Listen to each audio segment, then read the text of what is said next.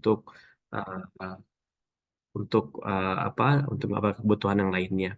Nah, di sini nanti sesi kita pada hari ini juga akan kita rekam dan nanti juga akan kita uh, berikan dalam bentuk link YouTube yang nanti akan kami sebarkan kepada Bapak Ibu dokter sekalian. Namun mohon kesediaan untuk mengisi juga link absensi dan juga mungkin di akhir ada juga nanti ada survei kepuasan pelanggan. Mohon juga untuk dapat diisikan khususnya bagi para dokter yang memang belum mengisikan survei kepuasan pelanggan kami. Oke, mungkin tanpa perlu lebih lama lagi, di sini uh, me- saya akan men-share untuk materinya. Apakah sudah apakah sudah terlihat ya?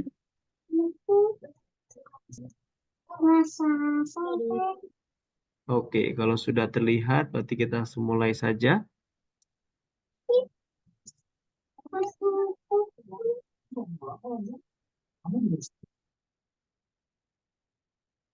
Oke, sekarang kita masuk ke mengenai pemeriksaan USG pada payudara.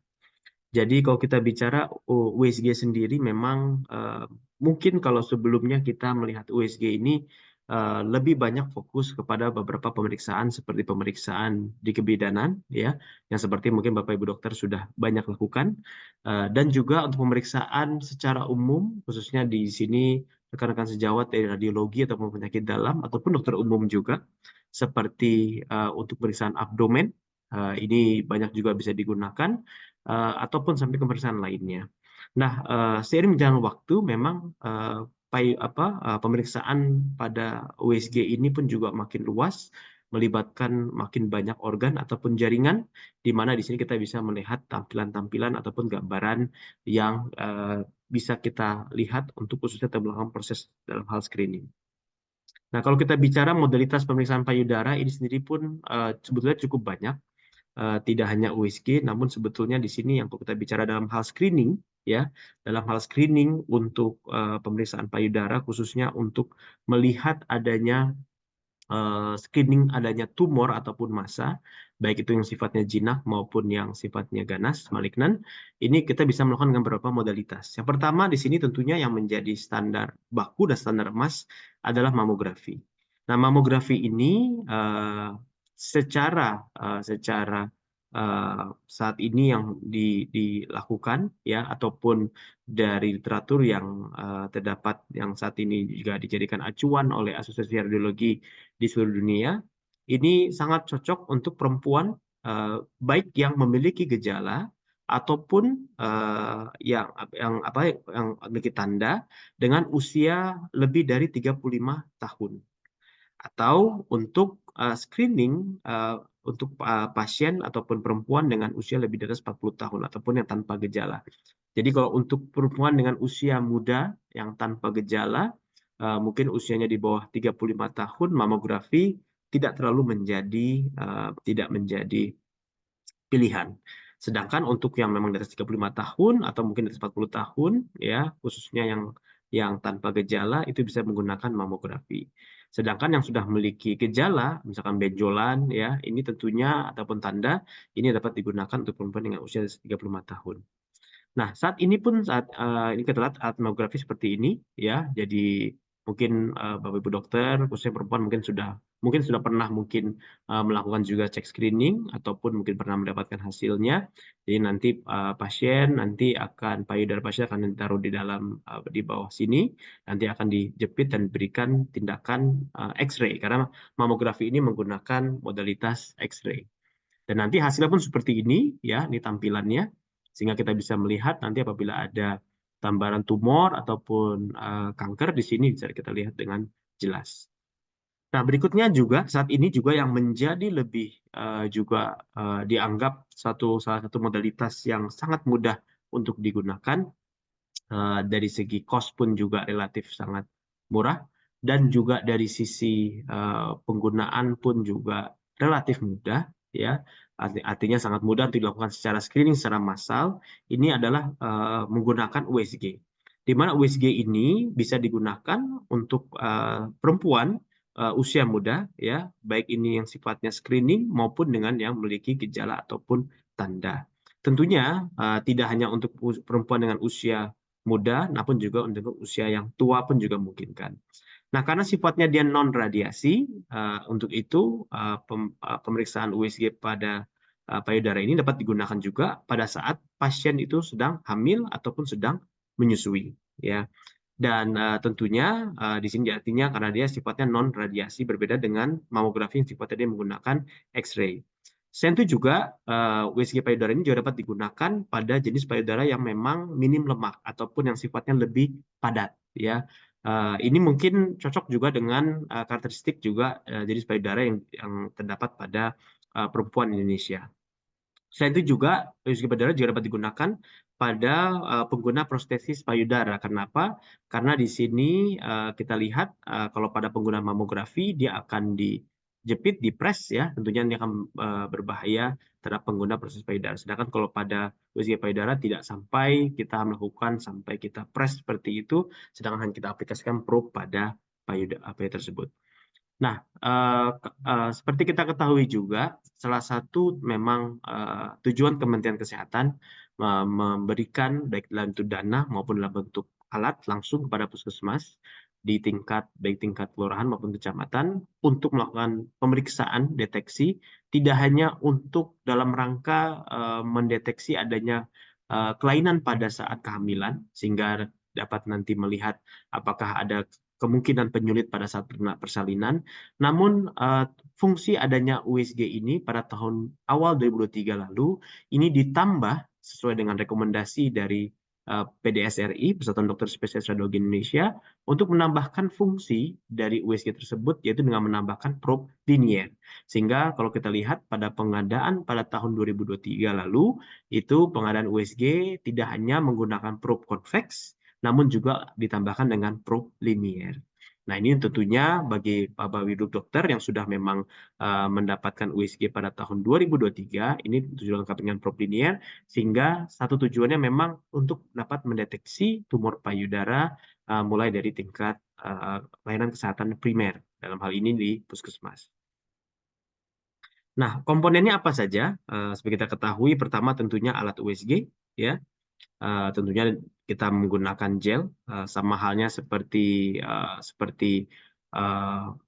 penggunaan aplikasi USG pada kebidanan karena kita sifatnya ultrasonik, dan di sini terpenting menggunakan probe linier, ya. Jadi kalau untuk kebidanan kita menggunakan probe convex, sedangkan untuk probe sedangkan untuk penggunaan pemeriksaan USG pada payudara kita menggunakan probe linier. Jadi kalau dokter yang sudah memiliki probe linier, ada juga mungkin beberapa dokter yang pada pengadaan 2022 sudah dilengkapi dengan probe linier, ini juga sama dapat digunakan. Jadi probe linier ini nanti yang bisa kita gunakan pada saat yang kita melakukan pemeriksaan USG payudara. Nah, seperti kita ketahui kalau kita bicara probe, ya, itu kan ada berbagai macam jenis. Kalau kita bicara mengapa sih kita tidak dapat menggunakan probe convex untuk pemeriksaan payudara? Karena apa? Karena probe convex ini dilengkapi dengan frekuensi yang sifatnya rendah, yaitu dari 2 sampai 5 MHz. Karena itu kalau kita ingat ya pada rumus fisika bahwa frekuensi itu berbanding terbalik dengan panjang gelombang. Artinya makin kecil frekuensi, makin panjang gelombangnya atau makin dalam penetrasi gelombang ultrasonik yang dihasilkan. Oleh karena itu, pada penggunaan probe convex itu bisa digunakan karena ada sifatnya frekuensinya rendah, kita bisa gunakan untuk penggunaan probe atau penggunaan dengan panjang gelombang yang lebih dalam. Karena itu bisa kita gunakan pada aplikasi-aplikasi seperti pada abdomen, seperti pada untuk pemeriksaan kehamilan ataupun pemeriksaan abdomen secara umum, seperti pemeriksaan liver, ginjal, pankreas, limpa, dan sebagainya. Sedangkan kalau untuk probe linier, karena memiliki frekuensi yang tinggi, yaitu di kisaran sekitar 5, bahkan sampai untuk probe linier yang kita miliki bisa sampai 12 ataupun sampai 15 MHz. Karena bisa sampai 15 MHz tadi ataupun 12 MHz, itu memungkinkan untuk mendapatkan tadi panjang gelombang yang lebih superficial, karena itu bisa digunakan pada pemeriksaan organ seperti payudara. Nah, selain untuk payudara, probe linier ini bisa kita gunakan untuk beberapa organ lainnya, seperti pada tiroid ataupun pada vaskular ataupun pada pembuluh darah. Sehingga ini bisa kita gunakan sebetulnya secara lebih luas ya, tidak hanya untuk bidanan atau untuk payudara, namun juga digunakan secara lebih luas. Nah, kalau kita lihat apa saja sih persiapan sebelum melakukan USG payudara? Di sini pertama kita menghindari pemakaian skincare atau kosmetik pada area payudara, jadi nanti diminta untuk dibersihkan terlebih dahulu. Melepaskan aksesoris atau perhiasan digunakan dipakai sekitar payudara untuk menghindari adanya mungkin gangguan ataupun noise. Dan terakhir menggunakan celana atau kemeja atau pakaian yang memiliki kancing depan, sehingga ini memudahkan. Jadi pada saat nanti ingin melakukan pemeriksaan payudara tidak perlu kita buka sepenuhnya, hanya kita buka sebagian saja, memang khususnya mungkin satu payudara dan yang lain bisa ditutupi ya, untuk pada saat kita melakukan pemeriksaan payudara tersebut. Nah, ini manfaatnya apa saja? Ini sebagai pemeriksaan lanjut terhadap benjolan pada payudara. Jadi misalkan ada pasien yang mengeluhkan adanya benjolan, kita bisa langsung memeriksa pada benjolan tersebut ya. Tentunya ini suatu hal yang bisa kita lihat nanti karakteristik benjolannya seperti apa. Nanti saya akan juga memberikan beberapa contoh gambaran-gambaran tumor payudara, baik itu yang jinak maupun yang ganas, sehingga kita bisa mengetahui lebih mengenai benjolan apa yang dimiliki pada pasien ya. Tentunya di sini fungsi dari pemeriksaan ini tidak untuk sampai level penegakan diagnosis sampai mungkin ke stadium, namun bisa menjadi sifatnya lebih kepada screening untuk nanti bisa dirujuk kepada fasilitas kesehatan yang berikutnya. Atau bisa juga nanti di sini fungsinya adalah selain sebagai pemeriksaan lanjut pada benjolan atau terhadap adanya misalkan keluhan ya. Ya misalkan ada nyeri ataupun pembengkakan ya pada payudara yang bisa kita periksa juga menggunakan USG ini. Atau misalkan di sini juga misalkan sifatnya sebagai screening ya. Tadi kalau tadi awalnya sebagai sifatnya sudah ada memang gejala ataupun tanda, namun di sini bisa juga memang sifatnya sebagai screening. Artinya tanpa ada keluhan pun bisa kita lakukan screening untuk dapat kita lihat. Karena terkadang mungkin ada benjolan-benjolan yang belum sampai bisa teraba ya, yang sifatnya kecil gitu ya, belum sempat diraba, namun bisa kita lihat dengan pemeriksaan USG ya. Ini sebagai contoh saja, di kantor kami pun juga kami lakukan pemeriksaan screening kepada karyawan, dan memang betul juga ada beberapa karyawan yang memang yang kita lihat ternyata memang memiliki adanya benjolan, walaupun memang belum pernah dirasakan sebelumnya. Karena itu memang bisa menjadi suatu hal yang bisa kita gunakan tadi sifatnya untuk sebagai screening tadi. Nah, posisi pasien seperti apa? Nah, posisi pasien seperti ini ya. Jadi pasien diminta untuk berdiri terlentang seperti ini ya. Bisa kita ganjal dengan mungkin seperti bantal ya, supaya untuk lebih mengeksposkan ya bagian pada payudara. Lalu pasien diminta untuk mengangkat tangannya. Di sini misalkan kita ingin meriksa payudara di sebelah kanan, tentunya nanti kita minta pasien untuk mengangkat tangan di bagian yang untuk tangan kanannya ya, sehingga di sini akan lebih mengeksposkan lagi tadi untuk area payudara ya. Jadi nanti dokter dapat melakukan pemeriksaan baik di kedua payudara, baik payudara kanan maupun payudara yang kiri. Nah, metode scan-nya seperti apa? Seperti kita ketahui, posisi probe ada berbagai macam. Seperti kita ketahui untuk probe yang convex, kita bisa menggunakan baik probe baik yang posisi yang transversal, yang itu yang posisinya yang seperti ini, ataupun yang longitudinal. Seperti ingat ya, di sini mungkin jangan dilupakan mengenai posisi dari apa namanya tanda itu, atau namanya apa namanya yang titik bulat ya, yang pada probe itu yang harus diperhatikan. Itu posisinya tidak boleh dalam posisi yang terbalik ya, untuk posisi posisi dari tandinya tadi itu ya, tanda titiknya itu tersebut ya. Uh, Kita ketahui pada posisi transversal bahwa posisi dari titik tadi itu akan mendekati dari kita pemeriksa, sedangkan pada longitudinal dia ke arah kranial pada pasien. Mungkin masih ingat pada materi yang sebelumnya yang kita sampaikan bahwa posisi tadi ya, marker ya, posisi marker tadi jangan sampai terbalik ya. Jadi pada posisi transversal longitudinal. Nah, selain tadi ya, ini pada posisi longitudinal, jadi posisi nanti dari probe dia akan mensuap ke seluruh bagian dari payudara ya. di sekitar puting tentunya. Jadi nanti mulai dari posisi dari sini ya, dari posisi kanan dia ke kiri, disapu lagi, ke balik lagi, lalu dia posisi lagi ke arah puting sini, lalu di sini juga kita lakukan kita melakukan proses scanning ya, meliputi semua bagian. Begitu juga posisi transversal, kita melakukan scanning ke seluruh bagian dari payudara. Selain itu juga di sini ada posisi yang kita sebut dengan posisi radial. Posisi radial itu apa? Kita gunakan di sini puting sebagai porosnya, dan nanti dokter bisa melakukan gerakan sapuan secara memutar ya. Jadi probe-nya nanti akan mengitari ya bagian dari payudara dengan puting ini sebagai porosnya. Selain itu juga ada namanya antiradial. Antiradial ini kita memposisikan jadi dari posisi probe itu nanti seperti transversal ya. Itu nanti dari atas dia akan disapu ke arah puting, lalu berikutnya posisi berikutnya misalkan arah jam 12, lalu arah jam 3 di sini ya, arah jam 6, arah jam 9 ya, ataupun nanti seluruh dari posisi itu dilakukan pemeriksaan.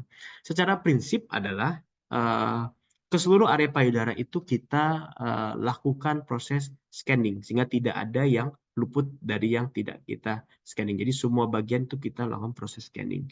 Di mana ada beberapa metodenya juga, ada yang kita sebut dengan compression, jadi kita lakukan sedikit kita tekan ya supaya kita bisa melihat nanti perbedaannya. Lalu juga ada swapping, jadi kita poles seperti itu ya. Jadi kita swap seperti itu, dan juga tilting. Kalau tilting ini mungkin Bapak Ibu dokter juga sudah menggunakan teknik ini pada saat pemeriksaan kebidanan. Jadi kita jungkit ataupun kita miringkan probe-nya supaya mendapatkan gambaran yang lebih jelas. Nah, itu tadi untuk metode scanningnya. Nah, berikutnya di sini kalau kita melihat mengenai anatomi payudara sendiri ya. Kalau kita melihat secara melintang seperti ini bagian luar tentunya di sini adalah kulit ya. Lalu di bagian bawahnya di sini ada jaringan lemak ya, lemak subkutan. Ya, di sini bisa kita lihat. Lalu baru setelah itu nanti kita melihat adanya jaringan payudara di sini ya, ada duktus-duktus di sini ya. Yang bisa kita lihat. Lalu setelah itu di sini akan ada di bagian bawahnya, di bagian lebih dalam akan ada musculus pectoralis di sini ya, yang bisa kita lihat. Dan lebih ke dalam lagi kita bisa juga melihat di sini adanya koste ya, ataupun tulang iga ya, di mana di antaranya pun juga ada jaringan apa namanya otot ya, otot interkoste. Lalu juga tentunya karena namanya jaringan pasti ada pembuluh darahnya, ada untuk vaskularisasinya. Di sini juga kita bisa melihat adanya gambaran baik itu arteri maupun vena. Nah, kalau kita bicara lihat secara kalau tadi ini secara struktur dari segi anatominya, kalau kita melihat mungkin secara dua dimensinya supaya lebih mudah. Jadi paling atas itu adalah kutis ya, ataupun kulit ya. Sedangkan di bawahnya di sini ada lemak subkutan ya. Lalu dari situ nanti juga ada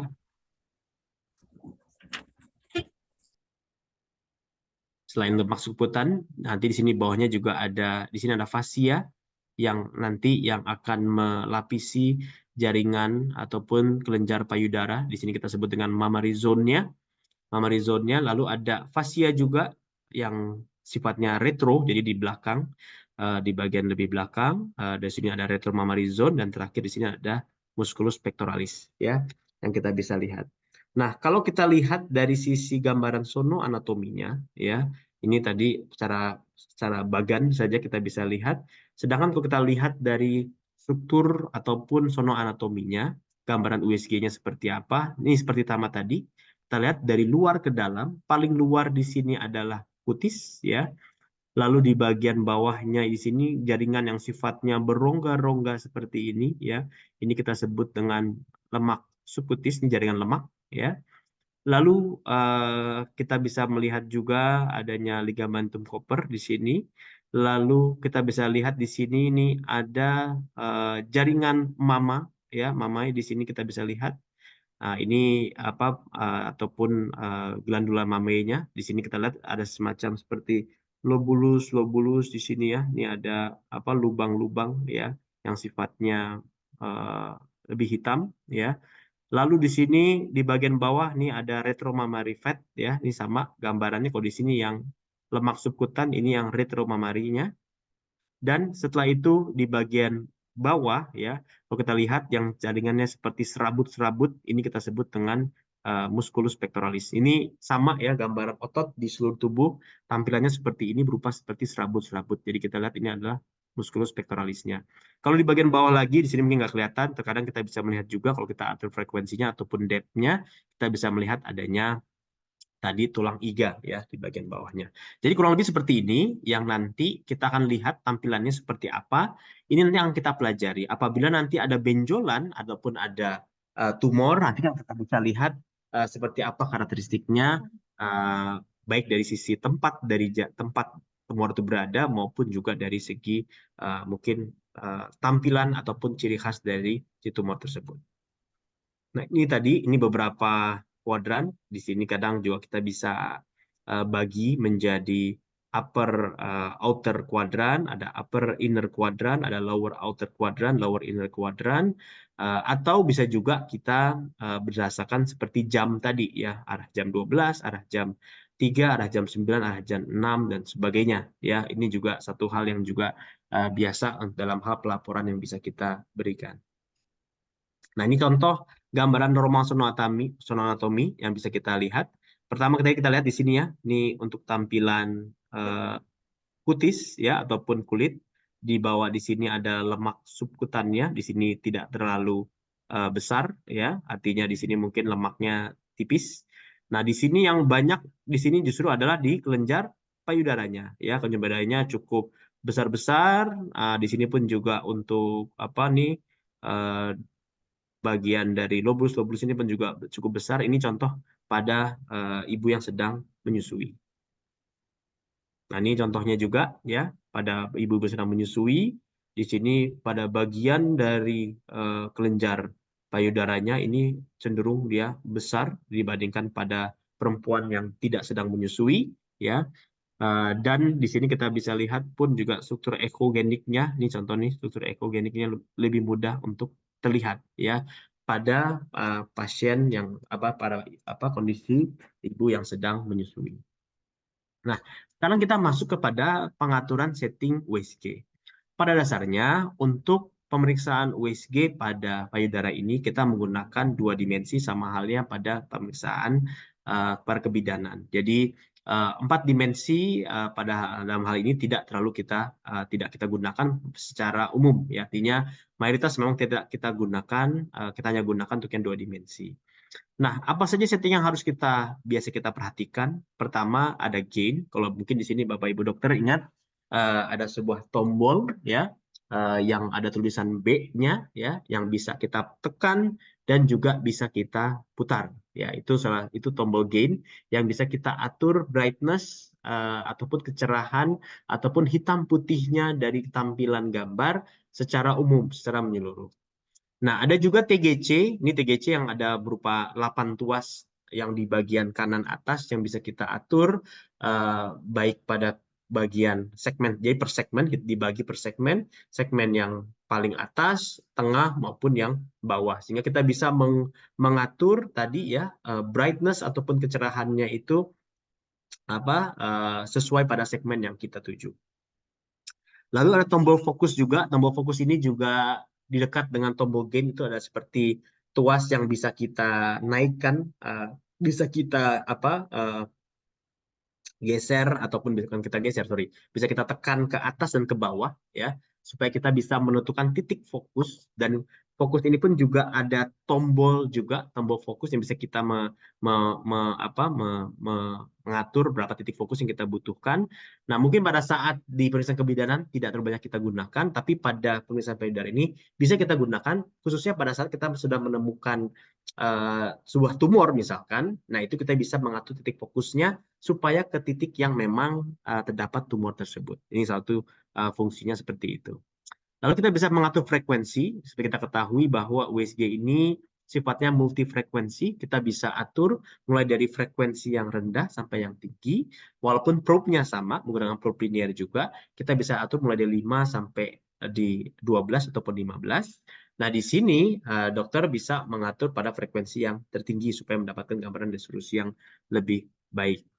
Kita bisa mengatur depth-nya juga ataupun kedalaman. Ini juga tombolnya nanti kita bisa lihat pada alat ya. Dan juga di sini ada fitur juga namanya auto fit. Mungkin kalau kemarin tidak banyak kita gunakan, di sini akan juga kita bisa gunakan, yaitu auto fit ini supaya nanti alat memiliki semacam kayak mungkin seperti artificial intelligence yang bisa mengatur tingkat gain ataupun kecerahannya itu secara otomatis sesuai dengan jaringan yang sedang kita lihat. Jadi kita tinggal menekan tombol auto saja, nanti otomatis alat akan coba memberikan. Tapi lagi-lagi karena saya mungkin pernah kita sampaikan juga bahwa USG ini sangat subjektif, artinya sangat tergantung kepada operator yang melakukan, tentunya tingkat kecerahan apapun disesuaikan dengan mata dari si pemeriksanya. Jadi mana yang lebih baik itu tentunya mata pemeriksa yang lebih tentunya lebih kita jadikan acuan. Jadi nanti dokter bisa melakukan pengaturan secara manual. Lalu dual screen ini biasanya kita untuk membandingkan antara payudara kiri dan kanan ya, atau mungkin pada satu kuadran dengan kuadran lainnya ya, kita bisa menggunakan dual screen. Biasanya cukup 2 aja. Kalau pada pemeriksaan kebidanan kemarin kan pada saat pengukuran AFI kita biasanya membagi menjadi 4 layar ya. Di sini mungkin kita cukup menjadi 2 saja. Jadi kalau ingat kemarin kita bisa menggunakan tombol dual ya.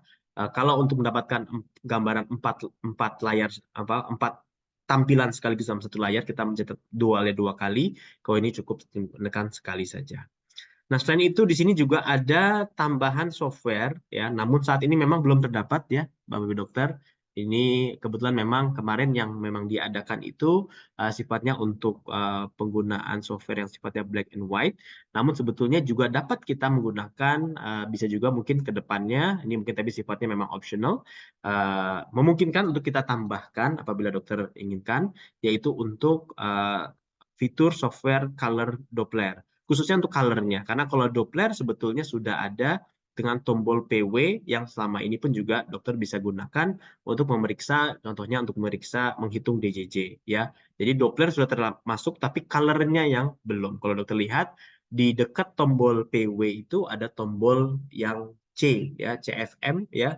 Nah, itu yang bisa kalau kita pencet saat ini mungkin di USG dokter masih belum aktif karena belum diaktifasi, namun apabila nanti ke depannya misalkan jika memang dibutuhkan, nanti memang sifatnya ini optional dengan tambahan biaya, apabila sudah diaktifkan nanti bisa juga untuk difungsikan.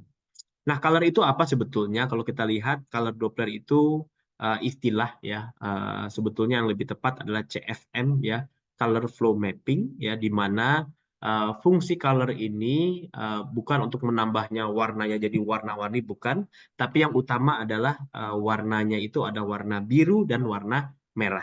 Di mana warna biru merah ini merepresentasikan biru itu untuk vena, sedangkan merah itu untuk arteri ya. Artinya kita bicara color di sini lebih kepada untuk melihat vaskularisasi pada jaringan.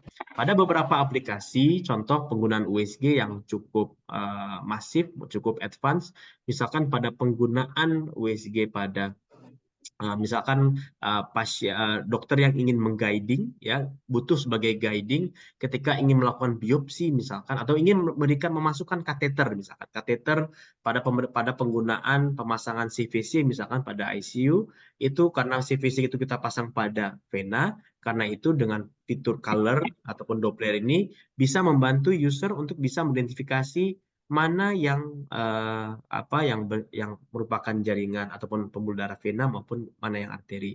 Namun di sini mungkin lebih kepada kita ingin melihat gambaran vasualisasinya saja.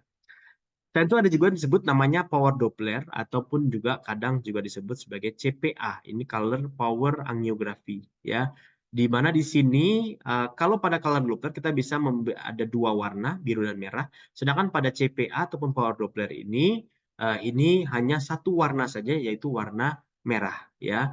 Namun berbedanya apa? Kalau pada color Doppler kita bisa mengidentifikasi mana vena mana arteri, pada power Doppler tidak bisa, namun dia bisa lebih sensitif ketimbang color Doppler. Sehingga pada kondisi kita ingin melihat apakah vaskularisasinya ini ramai apa tidak, kita mungkin cukup menggunakan power Doppler. Dalam hal ini contoh pada saat kita ingin memeriksa misalkan adanya tumor, apakah vaskularisasinya ini ramai atau tidak, sebetulnya kita cukup menggunakan power Doppler ini, tidak perlu sampai identifikasi mana vena dan arterinya, karena kita lebih kepada melihat karakteristik dari si vaskularisasi tersebut. Lalu berikutnya untuk pulse Doppler, ya pulse Doppler ini yang sudah ada, yang tombolnya PW yang dokter bisa klik, dan juga nanti muncul ada sampling line yang bentuknya seperti garis sama dengan ya, dan nanti ini menampilkan grafik pada pembuluh darah, di mana memang dengan menggunakan PW ini, pulse wave Doppler ini, kita bisa juga mengidentifikasi mana itu vena, mana itu arteri. Ya seperti kita ketahui pada arteri karena sifatnya dia memiliki denyut, makanya grafiknya nanti akan ada semacam pulsanya. Jadi ada grafiknya seperti gelombang sinusoid seperti itu ya. Jadi ada puncak lembah, sedangkan pada vena tidak ditemukan gambaran grafik seperti itu.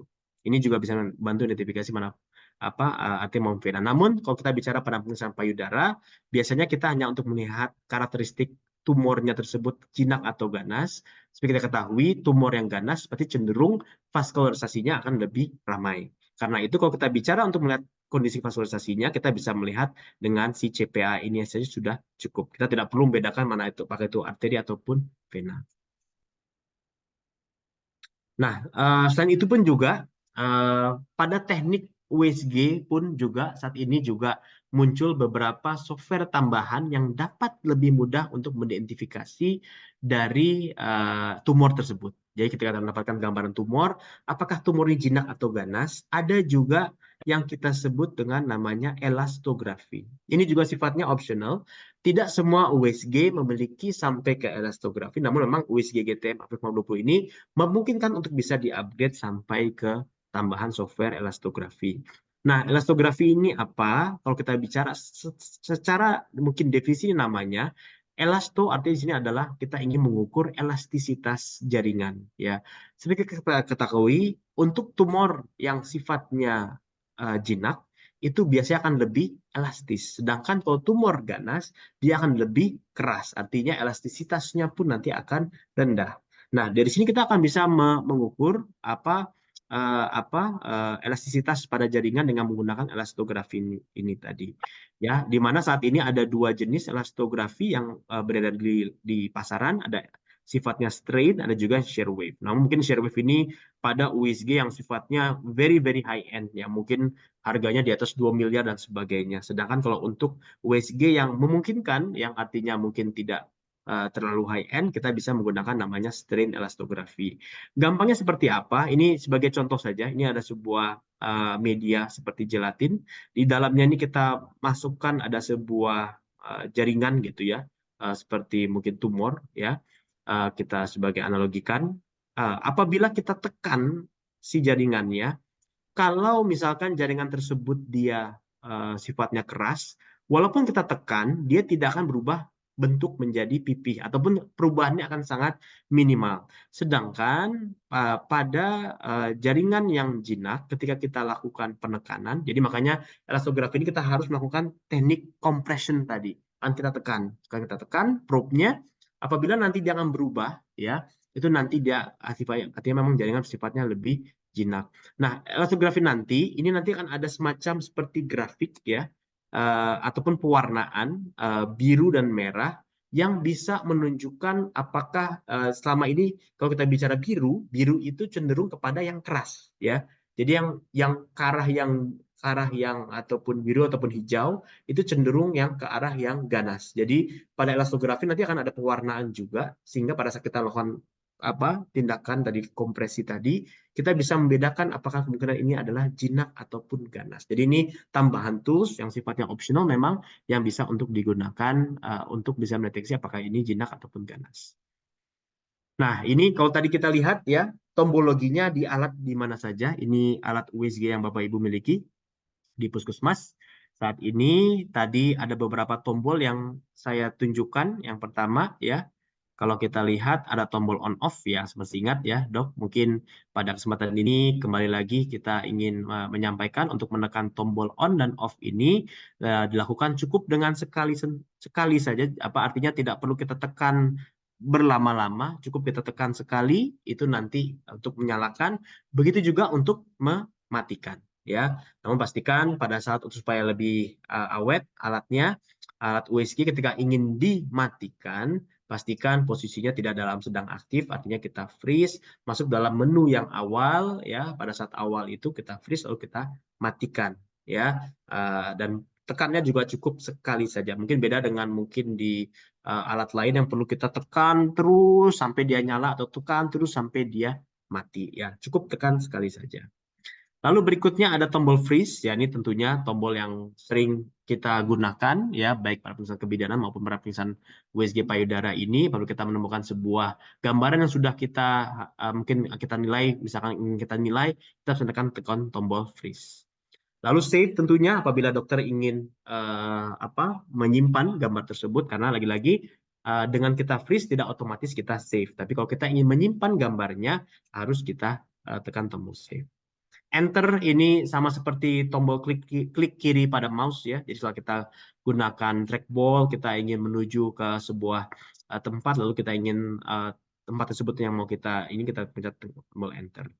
Probe exam seperti kita ketahui, kalau kita ingin memilih jenis probe, seperti ingat saya sampaikan tadi, kalau ingin memeriksa payudara kita menggunakan probe yang linear. Jadi tekan probe exam. Untuk Bapak Ibu yang memiliki ada dua probe, nanti akan ada semacam dua kolom yang kita bisa pilih. Kalau pada pemeriksaan kebidanan kita pilih yang 1T ataupun 2+3T ya. Sedangkan kalau untuk yang di sini kita pilih nanti ada yang namanya breast. Pemeriksaan breast itu nanti bisa kita lihat. Nanti mungkin pada sesi nanti hands on ya, pada saat kita akan tunjukkan juga di alat, nanti dokter bisa melihat seperti apa. Nah, kalau mungkin masih ingat ya, di sini kita ada tombol namanya dis ya, ataupun distance ataupun jarak.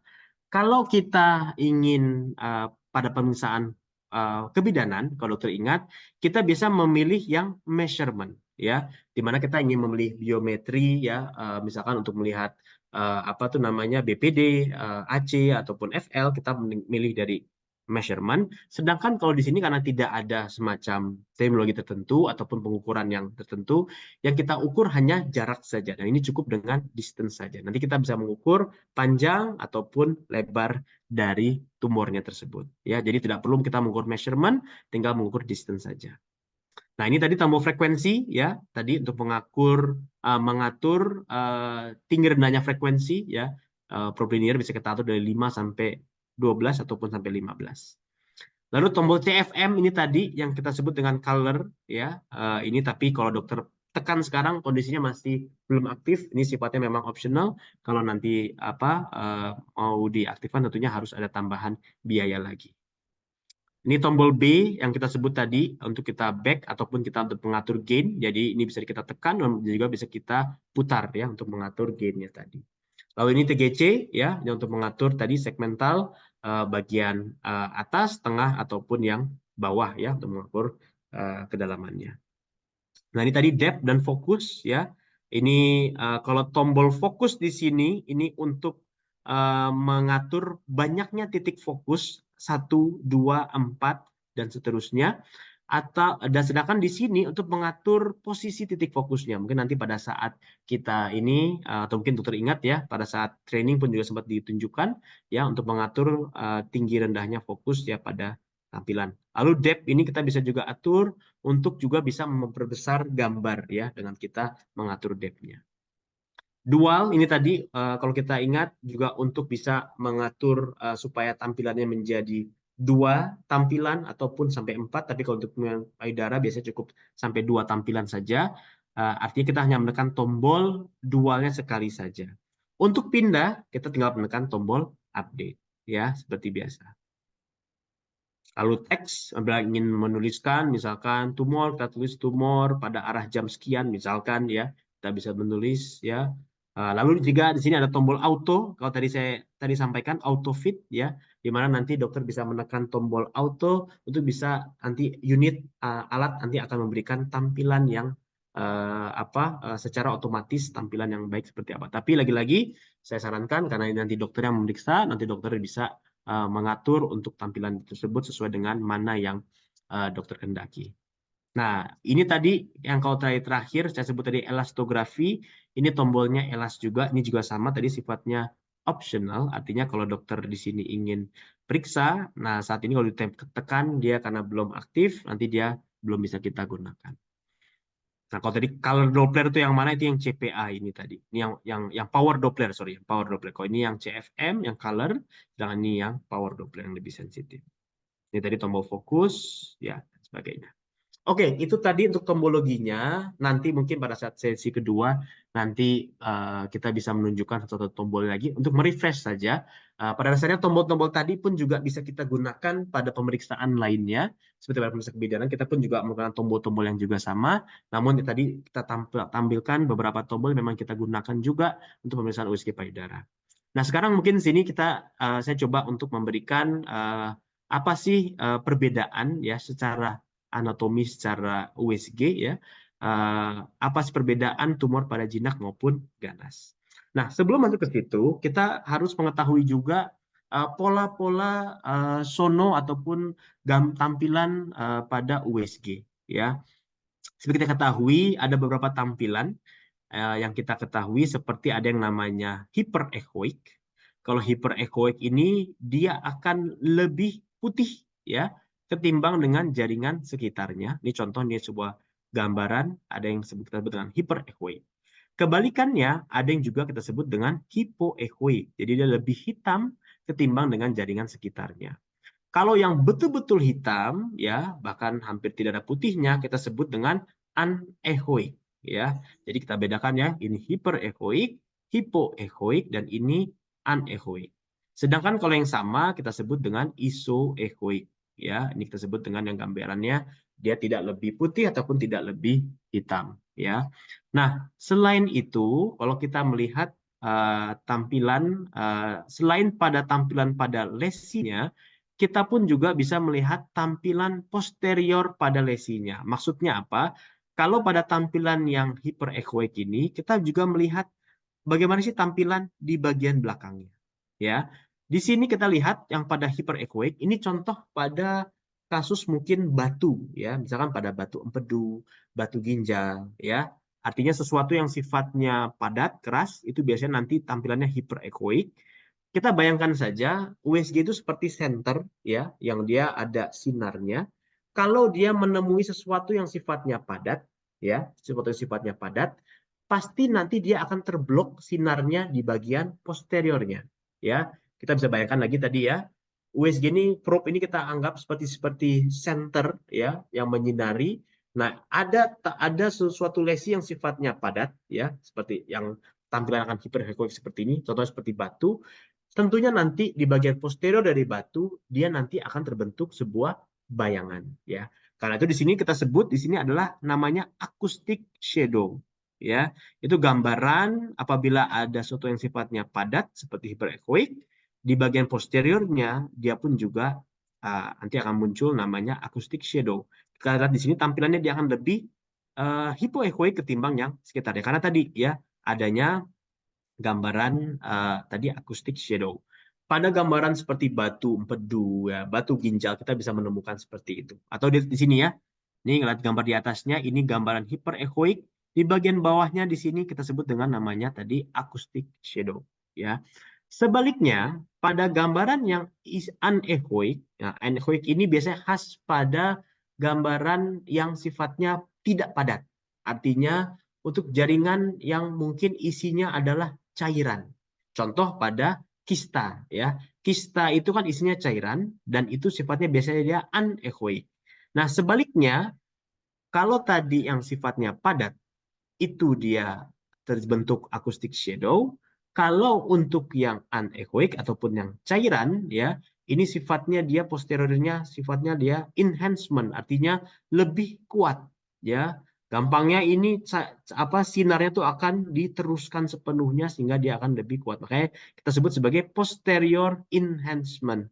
Ini gambaran yang biasa kita lihat pada sesuatu yang sifatnya berisi cairan ataupun kita sebut dengan lesi kistik. Ini biasanya di bagian posteriornya akan muncul tampilan posterior enhancement. Nah, ini sebagai contoh ya kita bisa membedakan tumor itu bersifat padat ataupun tumor itu bersifat kistik ya ataupun yang sifatnya mungkin lunak ya, jaringan lunak ya. Contoh itu biasanya kita bisa lihat tampilannya jaringan yang gambaran itu seperti hipoechoic ya. Jadi kalau hyperechoic itu biasanya lebih padat keras, hipoechoic itu biasanya lebih lunak, sedangkan kalau anechoic itu sifatnya kistik. Kalau kita bicara dalam hal melihat perbedaan dari sisi tumor ya, jenis tumor ya, entah itu yang padat, lunak sampai kistik, kita bisa melihat dari gambaran sono pattern tersebut ya. Ada yang hyperechoic, hipoechoic ataupun yang anechoic. Nah, sekarang kita melihat ada berbagai jenis contoh tumor jinak ya. Kista yang sifatnya simplex ataupun kista simplex di sini ya, ini termasuk dalam kategori yang jinak. Ini cukup banyak ya, artinya kasusnya cukup banyak.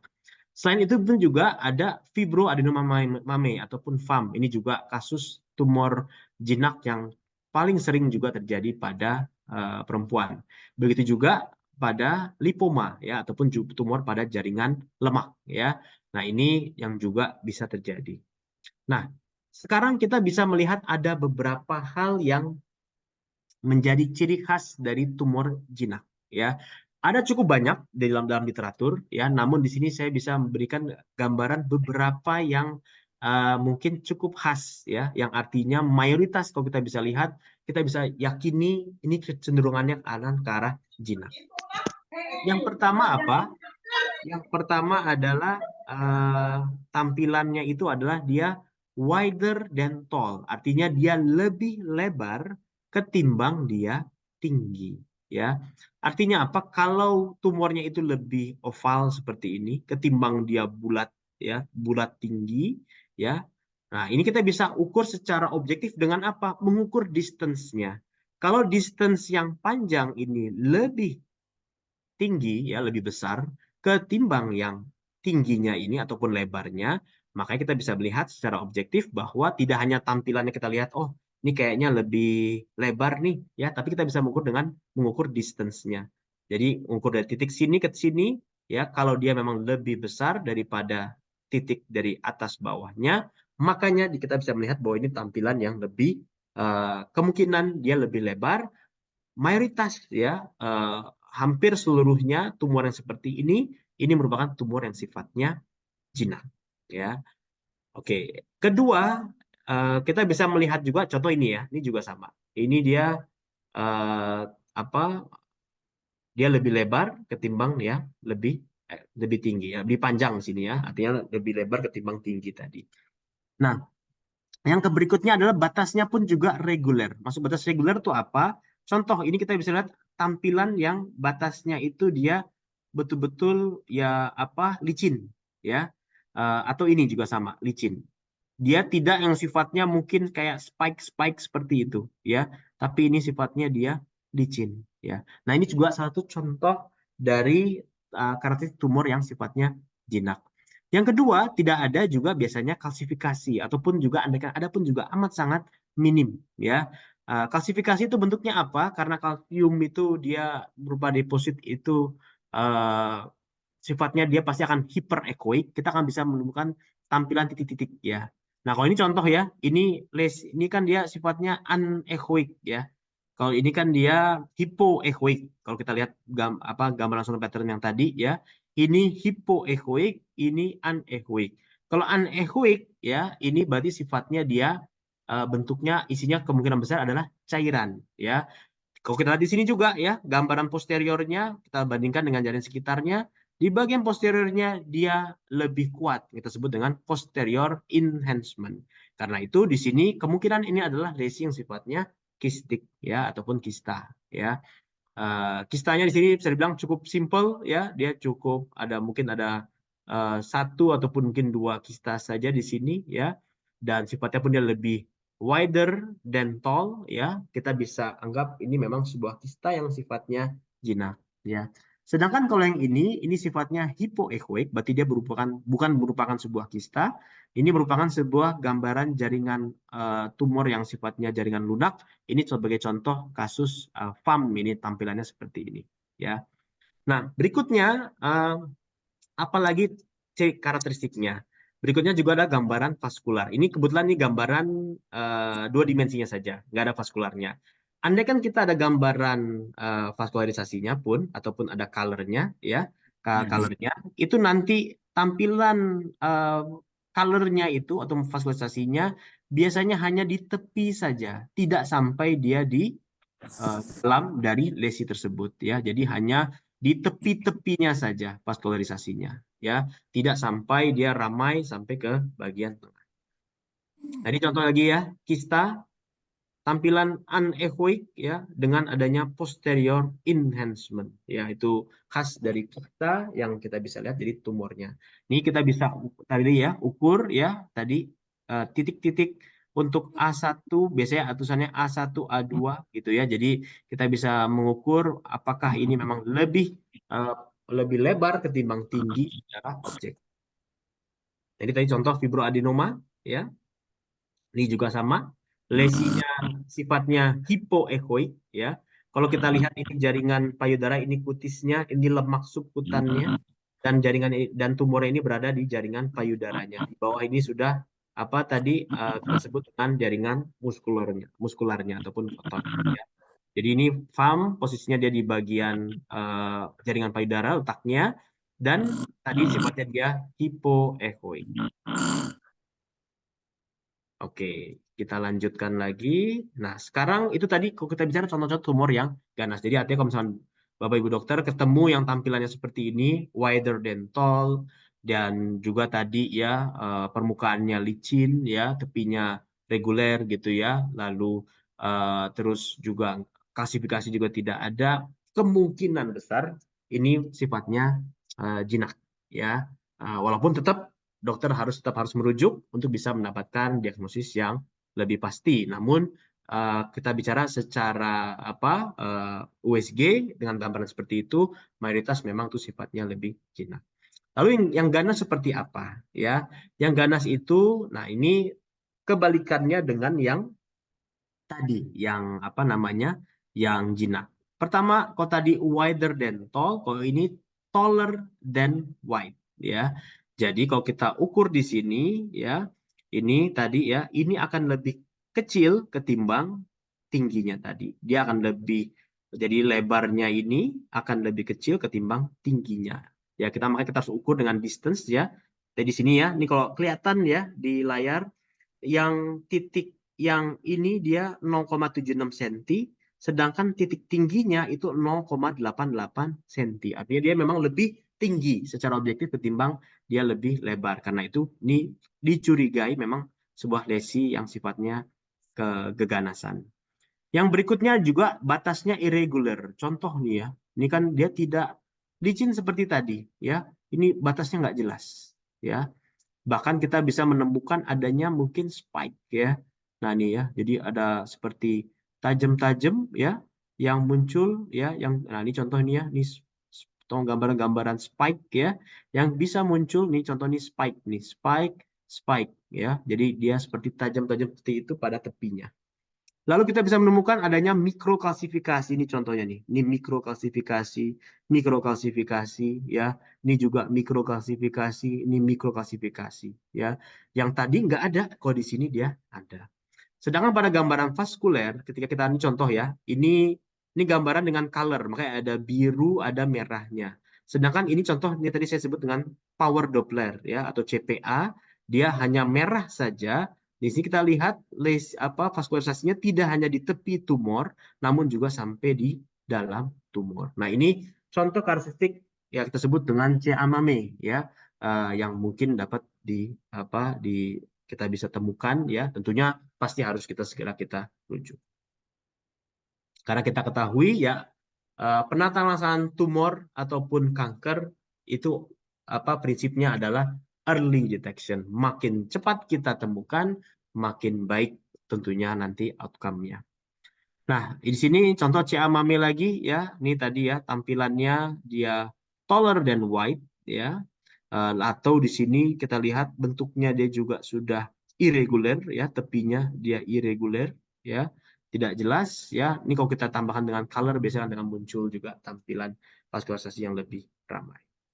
Nah, itu tadi untuk pengenalan sedikit mengenai mana yang junak dan berganas. Nah, pada pemeriksaan USG payudara, khususnya mungkin kita menemukan ada tanda-tanda keganasan, tentunya kita perlu juga memeriksa USG pada aksila. Jadi, tidak hanya kita memeriksa pada jaringan payudaranya, namun juga pada jaringan aksilanya. Nah, ini letaknya di mana? Letaknya berarti tentunya kita lihat di daerah sekitar ketiak sini ya. Ini adalah KGB yang terhubung juga dengan jaringan payudara. Tentu kita memeriksa di sini KGB-nya yang untuk di daerah aksila. Namun di sini ada beberapa struktur yang perlu kita perhatikan. Di sini tentunya cukup ramai. Ada otot di sini, ada arteri, ada vena, ada juga saraf ya. Yang tentunya nanti kita bisa harus bedakan yang mana. Nah, ini contoh tampilannya ya. Ini jaringan kutis, ini lemak subkutisnya. Lalu di bawah di sini yang bagian serabut-serabut ya, ini contohnya serabut ya. Ini adalah jaringan otot ya. Sedangkan di sini yang ada lubang-lubang, ini contoh ini pembuluh darah ya. Biasanya kalau kita bicara arteri dia lebih dalam ketimbang yang vena ya. Nanti di sini juga sama. Ini tendon ataupun otot ya yang kita lihat dari gambarannya. Nah, gambaran KGB itu seperti apa? Gambaran KGB itu dia bentuknya seperti ini ya. Jadi bulat, di dalamnya dia ada nukleusnya ya. Di mana di sini kalau kita menemukan ada KGB ya, KGB yang normal ya, itu korteksnya itu diameternya kurang dari 3 mm ya. Artinya jarak antara si luarnya ya dengan yang intinya dalam sini dia relatif lebih kecil ya, hingga dia di sini kita lihat konteksnya kurang dari 3 mm ya jarak ininya. Ini dia. Sedangkan kalau yang concentric cortex ini yang sudah mulai yang abnormal, biasanya ini sudah ada pembesaran ya. Ini korteksnya ini jaraknya sudah lebih dari 3 mm ya. Makanya di sini dia seperti terdesak si korteksnya. Atau bahkan dia sampai ke yang sudah eksentrik seperti ini, jadi terdesak ke dalam satu sisi, ataupun sudah bahkan korteksnya ini sudah sifatnya irregular. Ya, ini contoh gambaran untuk KGB ya yang bisa kita lihat. Nah, ini contohnya lymph node ya.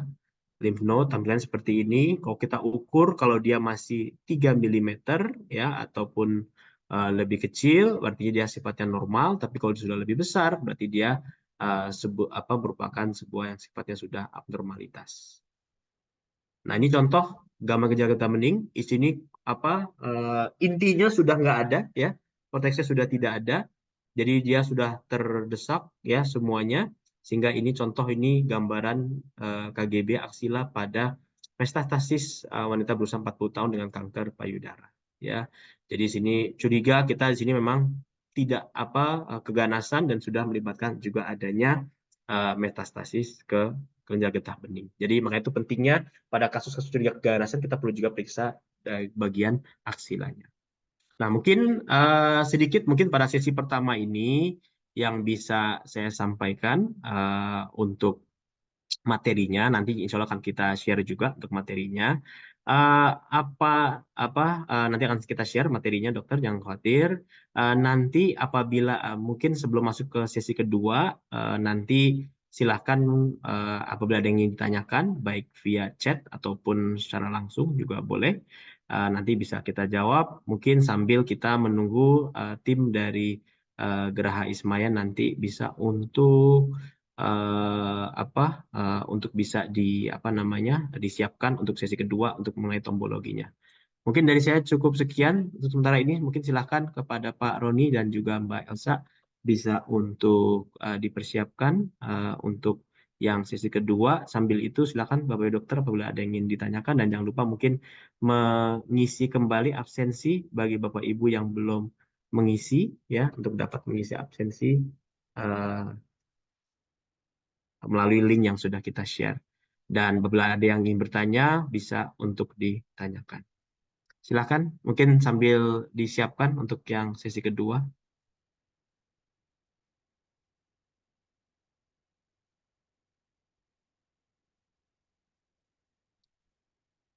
Kalau tidak ada, Ya, terima kasih dok. Bisa kita langsung mulai dengan tombologi atau gimana? boleh langsung mulai aja nggak apa-apa, Pak Roni.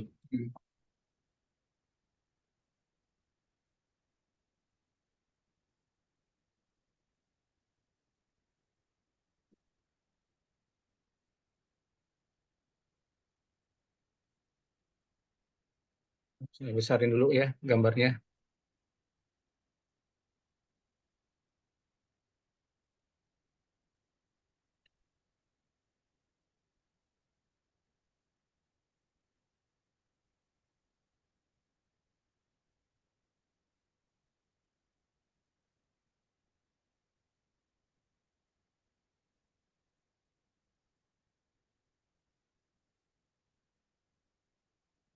Oke, terima kasih Pak Dokter. Bapak dan Ibu Dokter, sebelumnya ada pertanyaan dari saya, apakah tampilan saat ini adalah terlihat gambar layar USG dan tombologinya? Sudah terlihat, Oke. Pak. Ya. Jadi untuk beberapa teman-teman di puskesmas mungkin pada saat pengadaan komputer di awal tahun 2022 ya, itu tidak ada probe linearnya, sehingga mungkin tidak bisa mengikuti apa atau mempraktikkan pemeriksaan payudara ini. Tapi tidak ada salahnya apabila Pak Dokter atau Bu Dokter tetap mengikuti sesi kita hari ini, yaitu tentang deteksi dini payudara. Oke, alat yang kita gunakan adalah USG APF 5020, ya, seperti Pak Dokter dan Ibu Dokter lihat saat ini, di mana di sini kalau kita akan menggunakan alat untuk pemeriksaan payudara, kita harus memilih dulu probe dan examnya. Kita lihat di sini ada tombol probe exam, kita pilih. Nah, seperti ini.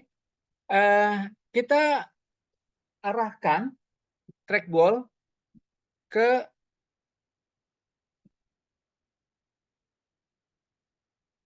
payudara. Ya, kita arahkan ke payudara, lalu kita enter.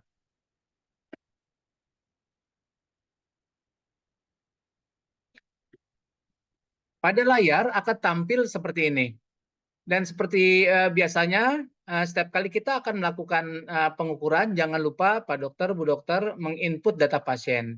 Sekali lagi, tampilan saat ini alat sudah ready untuk kita gunakan karena sudah kita pilih probe linear dengan eksaminasinya adalah payudara.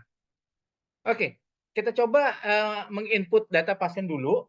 Ya, seperti di sini ada, kita keluar dulu ya dengan menekan new ID untuk mengganti pasien yang sudah ada di alat.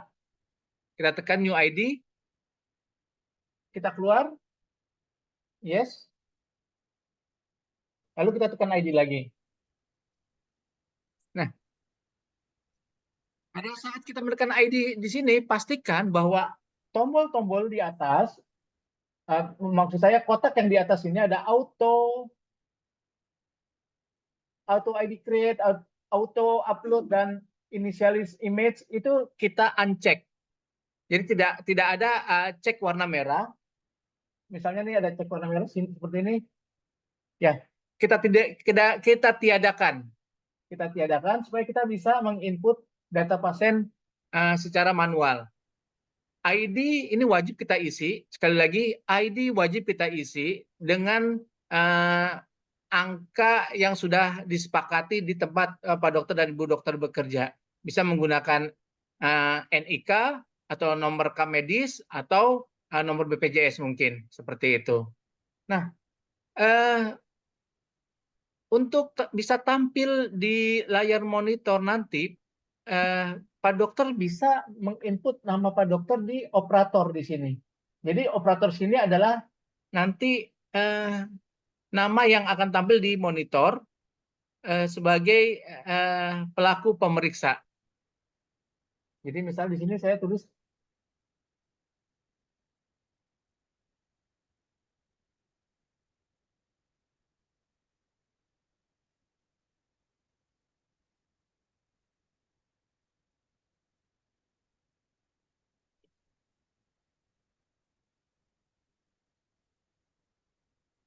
misalnya Dr. Sandi seperti itu ya. Kotak-kotak yang lain itu silakan diisi ya sebagaimana kepentingan nanti di pengarsipan data pasien.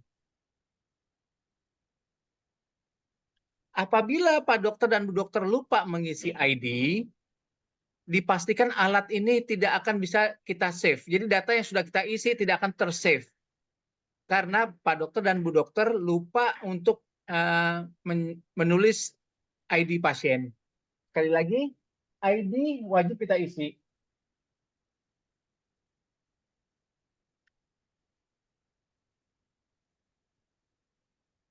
Nah, setelah kita isi ID, kita bisa langsung ke exit. Save dulu.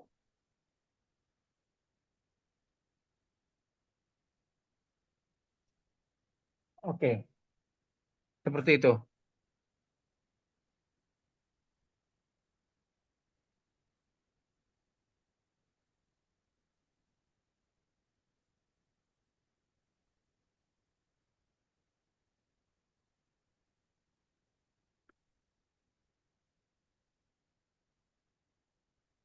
Gimana Pak Dokter, Bu Dokter, clear ya? Coba kita ulang, tekan dulu ID, tekan ID, jangan lupa isi nomor ID, ya. Setelah itu save. Nah, di sini alat sudah siap untuk kita gunakan. Seperti terlihat, ID sudah tercantum, ya. Nama karena tidak kita isi tidak akan tercantum. Pemeriksaan jenis pemeriksaannya juga sudah tercantum, tanggal bulan tahunnya juga sudah tercantum. Nah, ini siap untuk kita lakukan pemeriksaan. Nah, untuk tombolisasi, ya seperti tadi, apa sih yang bisa kita atur dari alat kita ini pada saat kita melakukan eksaminasi payudara? Yang pertama, tentunya kita akan mengatur brightness atau gain, ya. Jadi di layar sebelah kiri itu kan ada B gain 44 desibel. Nah, untuk merubahnya kita putar tombol B. Tombol B kita putar. Lihat. Pada saat kita memutar tombol B, ya, gain akan berubah sesuai dengan tingkat kecerahan yang kita inginkan. Semakin tinggi dia semakin cerah, semakin kecil dia akan semakin redup. Jadi tombol gain ini atau brightness ini sangat penting untuk kita atur. Nah, selain itu karena tadi untuk memeriksa payudara itu terlalu banyak sekali gambaran-gambaran yang identik, ya, antara gelap dan terang, dari atas dari skin sampai kedalaman tertentu. Tentunya kita akan mengatur brightness-nya itu sesuai dengan segmennya. Nah, di tombol sebelah kanan itu ada namanya TGC. Di tombol sebelah kanan ini adalah TGC, di mana kita akan mengatur kecerahan dari atas sampai ke bawah. Jadi dari permukaan kulit, dari kulit terus sampai ke bawah. Ya, jadi TGC tombol yang paling atas itu untuk mengatur kecerahan yang dekat dengan kulit. Ya, kita atur.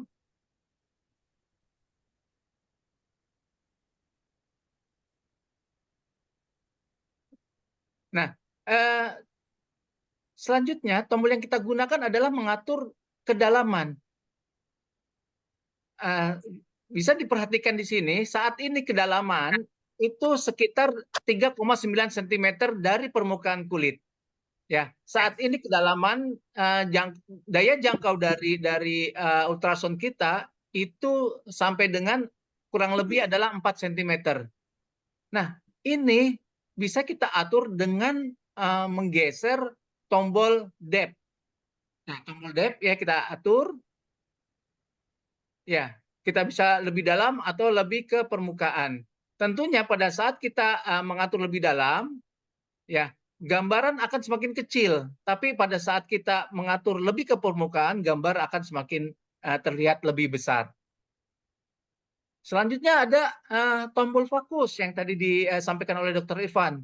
Kita perhatikan di gambaran USG itu ada tanda panah warna biru. Tanda panah warna biru itu menunjukkan titik fokus. Kita bisa merubah titik fokus itu, mengatur titik fokus ini akan lebih di atas atau di bawah dengan menggeser tombol fokus. Ya, tombol fokus ini kita atur.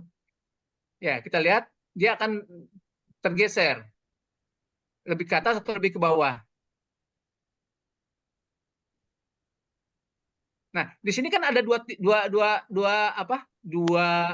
titik fokus. Nah, untuk banyaknya fokus, kita akan bisa kita rubah dengan menekan tombol fokus yang ada di sebelah kiri. Ya, tekan terus sampai kembali ke 1. Ya, ini udah kembali ke 1, kita bisa geser. Nah, di sini ada namanya PTN. PTN itu adalah banyaknya fokus. Jadi seperti di kotak paling kiri itu ada setelah power ada PTN. Nah, berarti sekarang titik fokusnya adalah 2. Kalau PTN-nya 2, berarti Halo, titik hujan fokus ya, kita ada Bu. 2. Masa Nah, kalau untuk mau nubah hujan terus. Oh, hai. Oke. Terus 3, 4, 5, 6, 7, 8, 9, 1. Ya. Nah, setelah 1 berarti ini fokusnya ada 1 dan kita bisa atur naik turunnya seperti ini. Ya.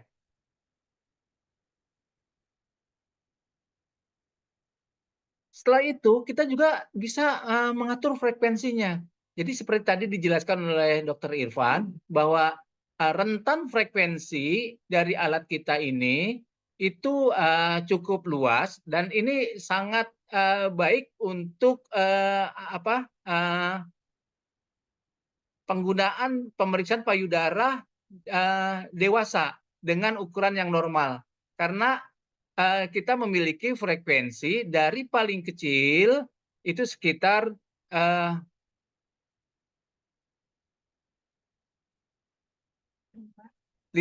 sampai ke 15. Artinya kita bisa mengukur sampai kedalaman yang sangat dalam gitu. Jadi untuk payudara-payudara besar tentunya kita akan menggunakan frekuensi yang kecil. Di sini kita bisa atur sampai 5. Dan untuk payudara-payudara yang lebih kecil, kita bisa menggunakan frekuensi yang lebih besar. Nah, di mana tadi untuk ngaturnya? Di tombol sebelah kanan bawah itu ada tombol frek. Tinggal kita tekan saja dan perhatikan perubahan nilai yang ada di monitor sebelah kiri atas. Itu akan berubah sesuai dengan besar atau kecilnya payudara yang akan kita periksa. Nah, di sini kita tentunya akan mengkombinasikan antara kedalaman dan frekuensi. Jadi apabila kita sudah mengatur kedalaman tapi gambarnya kurang bagus, kita bisa mengatur frekuensinya seperti itu. Nah, sementara tombol-tombol option yang lain itu tadi seperti disampaikan, kita ada tombol atau CFM, ada tombol apa namanya ELAS. Nah, ini untuk pemeriksaan-pemeriksaan yang lebih advance. Nah, di alat yang Pak Dokter dan Bu Dokter miliki saat ini, tombol CFM-nya ini tidak aktif, sehingga kita hanya bisa melakukan pemeriksaan dengan 2 dimensi black and white. Sampai di sini ada pertanyaan Pak Dokter, Bu Dokter?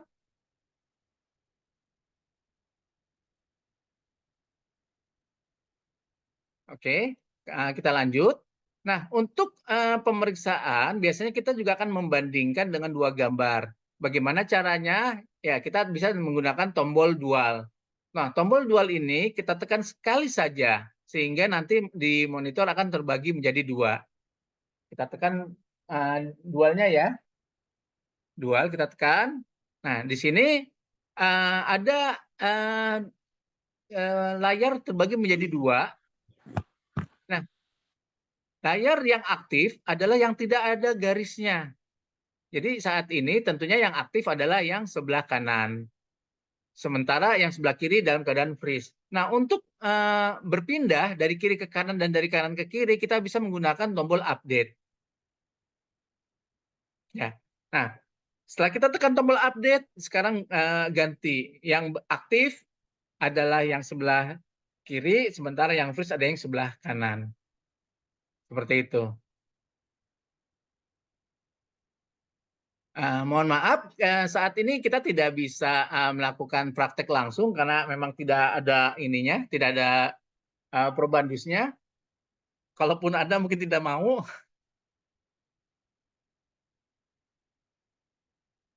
Ada pertanyaan Pak Dokter, Bu Dokter?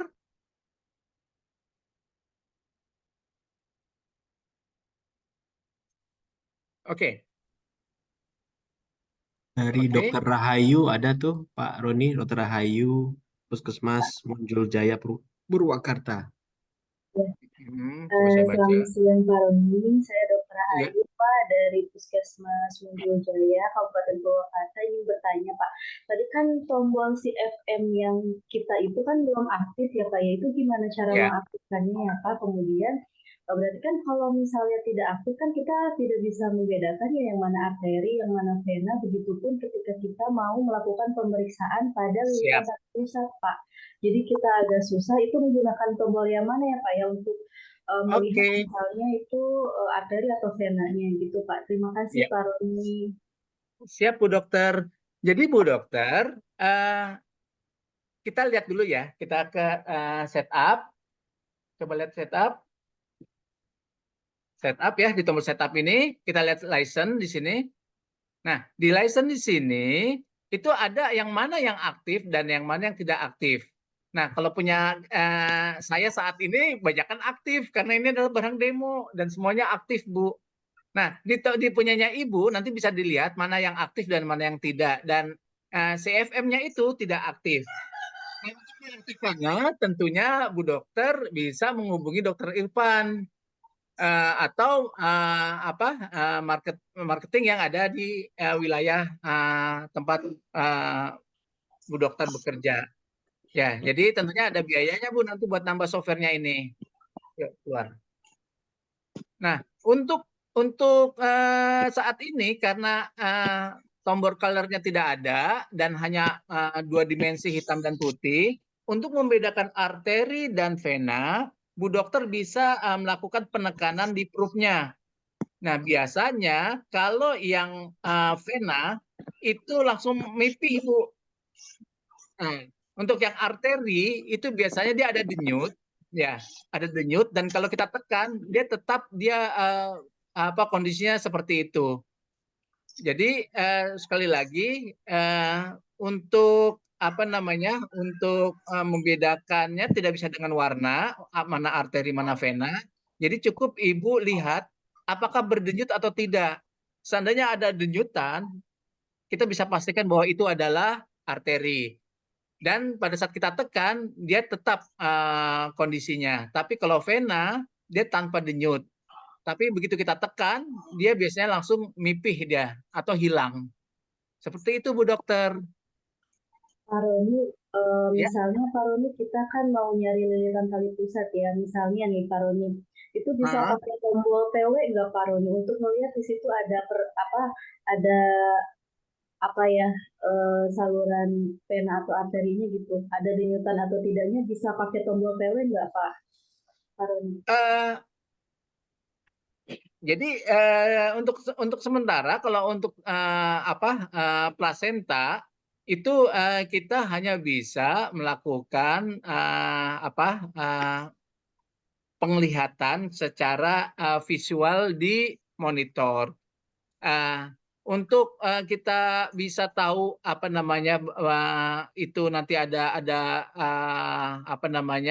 aktivitas dari pembuluh darah, itu memang sangat sulit Bu kalau tidak menggunakan color untuk plasenta.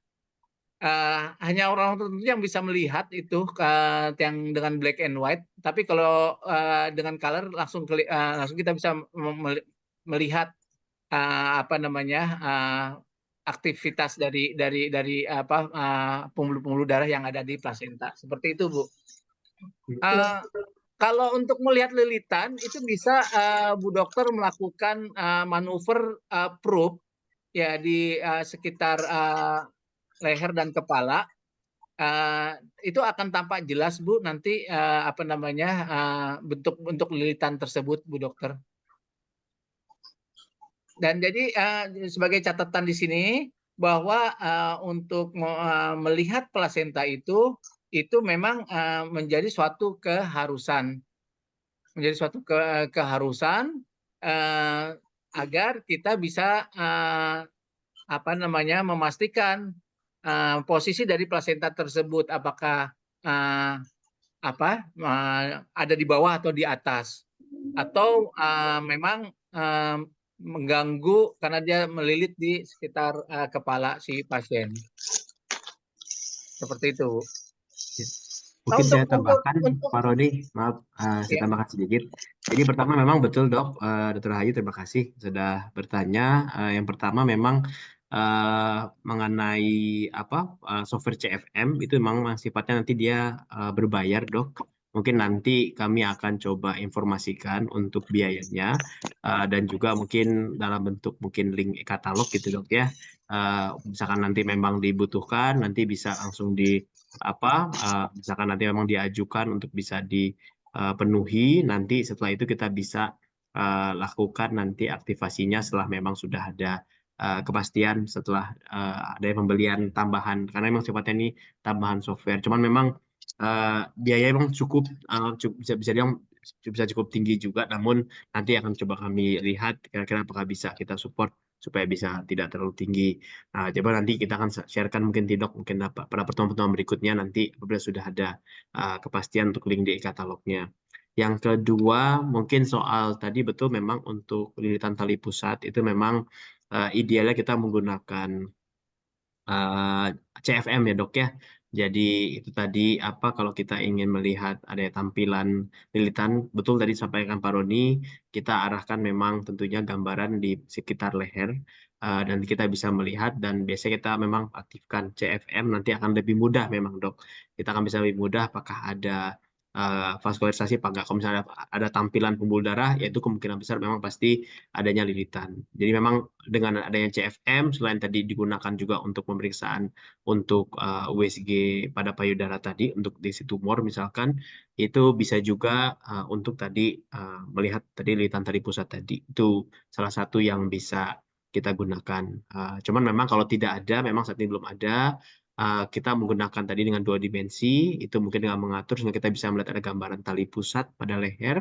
Cuma memang ini membutuhkan mungkin tentu teknik ya, positioning yang baik supaya nanti kita bisa melihat gambaran leher dengan jelas dan juga bisa melihat gambaran tali pusat tadi. Ya karena gambaran tali pusat kan sangat khas ya, dia seperti tali yang dipuntir-puntir gitu ya, kita gambaran juga cukup jelas dengan 2 dimensi dan memang alat yang 2 dimensi dimiliki ini juga gambaran cukup baik. Dengan Doppler mungkin tidak terlalu bisa lihat dengan baik Dok, karena biasanya Doppler itu kita bisa mendapatkan sampling pembuluh darah itu apabila kita sudah mendapatkan tampilan pembuluh darah yang jelas. Contoh pada DJJ gitu kan kita bisa melihat ada gerakan katup, kita bisa tempatkan sampling lainnya di situ. Sedangkan kalau pada di mana tali pusat tadi ya, itu mungkin sulit kita bisa dapatkan karena kalau Doppler kita pasang sampling line-nya tadi di tempat yang sebetulnya ada arteri tapi kita mungkin nggak pas posisinya, itu nanti nggak akan kelihatan juga. Takutnya nanti malah jadi false negatif gitu ya. Kita anggap nggak ada, padahal sebetulnya ada. Jadi mungkin bisa lebih lebih jelas mungkin memang dari 2 dimensi tadi. Ya memang nanti berharap semoga nanti memang mungkin Bapak Dokter bisa juga melengkapi juga dengan tambahan tadi ya, CFM memang tadi misalkan suatu hal yang mungkin bisa ditambahkan. Nah itu memungkinkan untuk bisa kita nanti aktivasi apabila memang sudah kita dapatkan. Jadi seperti itu mungkin Dokter Rahayu yang bisa kami sampaikan. Dok, satu lagi dok, punten untuk pemeriksaan DJJ dok, baiknya menggunakan Doppler apa emot aja ya dok? Apakah ada pengaruhnya terhadap radiasi kepada janinnya atau bagaimana dok? Terima kasih dok. Baik, makasih Dokter Rahayu. Ini pertanyaan bagus sekali. Jadi kalau kita bicara dari sisi mungkin saya mungkin tidak kalau juga sebagian mungkin seperti kompetensi ataupun aturan yang saat ini memang berlaku untuk mungkin kita sebagai dokter umum ya, ini untuk pemeriksaan DJJ memang diwajibkan untuk bisa menggunakan EMOT ya dok ya. Alasannya mengapa memang dari POGI juga menyarankan kita menggunakan EMOT. Pertama, EMOT itu kalau kita bicara walaupun USG adalah alat yang sangat safe ya. Kalau dokter lihat karena dia sifatnya non radiasi. Kalau dokter lihat di layar ini juga ada kelihatan ada nilai namanya MI sama TIS. Itu dia di bawah 1. Itu memang yang mencirikan bahwa USG tersebut dia aman ya. Karena MI itu mechanical index, TI itu thermal index. Jadi dia tidak akan menimbulkan efek baik itu mekanik maupun thermal kepada jaringan yang terkena gelombang dari ultrasonik tersebut. Ya, jadi itu seperti itu. Jadi artinya memang USG itu dianggap aman, makanya bisa digunakan setiap hari pun digunakan juga nggak masalah. Bahkan untuk pemeriksaan untuk ibu hamil menyusui pun juga nggak masalah. Atau anak-anak juga nggak masalah. Bahkan sampai bayi neonatus pun digunakan USG juga tidak apa-apa. Nah, namun memang antara beberapa mode yang ada dalam USG seperti Doppler maupun dari EMOT itu dari kedua-duanya itu memang memiliki tingkat dalam tanda kutip radiasi yang berbeda. Artinya radiasi secara umum gitu ya, radiasi untuk gelombang ultrasonik yang berbeda. Memang betul bahwa power Doppler ataupun Doppler ini lebih tinggi, jauh lebih tinggi ketimbang EMOT. Nah, karena itu memang karena kita mungkin dalam posisi yang masih belum terbiasa gitu dok ya, masih dalam proses kita pembiasaan untuk pemeriksaan USG ini, mungkin kita membutuhkan waktu yang cukup lama gitu ya untuk memberikan scanning dan mencari DJJ yang ada. Itu tentunya lebih aman memang menggunakan EMOT. EMOT ini pun juga digunakan nggak hanya untuk menghitung DJJ pada pemeriksaan ekokardiografi, pada pasien mungkin pemeriksaan jantung untuk melihat ekonya itu juga menggunakan EMOT juga memang. Jantung pun juga menggunakan seperti itu. Jadi EMOT itu bisa digunakan memang untuk sesuatu yang kita bisa melihat pembuluh darah ya, untuk kita bisa mengukur nanti biasanya frekuensinya di situ.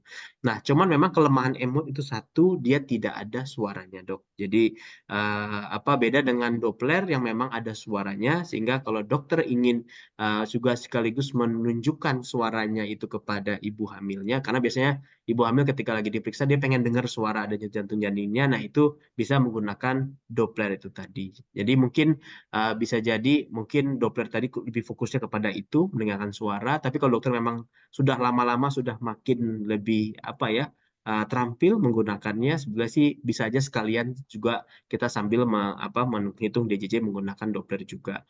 Cuman memang tadi ya prinsipnya karena tadi itu mendapatkan gambaran grafik yang betul-betul bagus supaya kita bisa mengukur dari puncak ke puncak, itu tentunya kita harus mendapatkan tampilan yang betul-betul baik. Jadi karena itu memang terkadang kita membutuhkan waktu ya dok ya untuk bisa mendapatkannya. Seperti itu sih dok. Jadi memang kalau dari segi regulasi kita bisa sampaikan memang makanya spesifikasi yang dikeluarkan Kemenkes itu adalah menghitung DJJ menggunakan EMOT. Itu memang hasil dari rekomendasi dari POGI yang kami ketahui, namun sebetulnya secara prinsip memang bisa menggunakan kedua-duanya. Namun memang betul tadi, tapi prinsip juga alat USG adalah alat yang memang aman untuk digunakan. Begitu dokter. Dokter, terima kasih dok atas jawabannya dok. Sama-sama dokter Ayu. Baik, berikutnya ada Ibu Elvinsa, Dr. Elvinsa Ismi. Juga raise hand, mungkin ada yang ingin ditanyakan, Dok? Iya, Dok. Apa terdengar suaranya? Terdengar, Dok, silakan. Jadi kemarin sempat mau mencoba untuk print ya, Dok ya.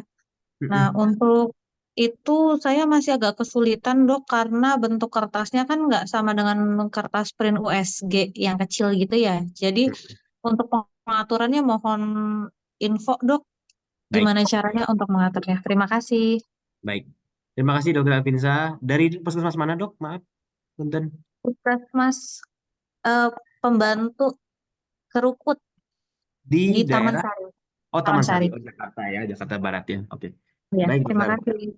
Iya, sama-sama. Jadi memang kalau untuk yang printer yang menggunakan printer yang kami gunakan, mungkin nanti sambil bisa ditunjukkan juga sama Pak Roni.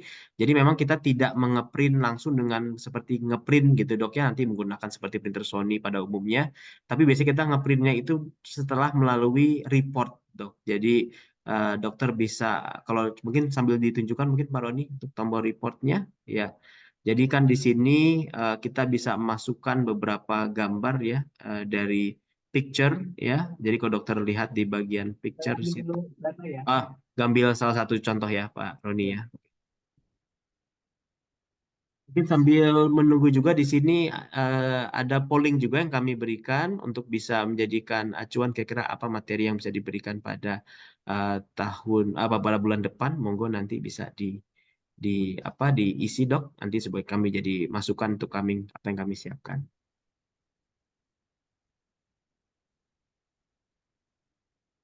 Oke. Nah, ini kita masuk ke report. Kita masuk ke report ya kayak tadi dok ya. Biasanya nanti kan memang nanti kan ada tampilan Kita baik take dari picture dulu. data ya kita ke picture-nya betul. Nah, Ya, take picture. Di sini ada kita mau berapa gambar yang mau kita ambil. Di sini ada 2x2. Ya, berarti 4. Kalau kita mau lebih banyak dari itu, kita bisa 2x3 misalnya di sini. Ya, sehingga nanti gambar yang akan kita ambil adalah 6 buah gambar. Nah, ini kalau kita tambahkan, misalnya kita tambahkan lagi, masuk.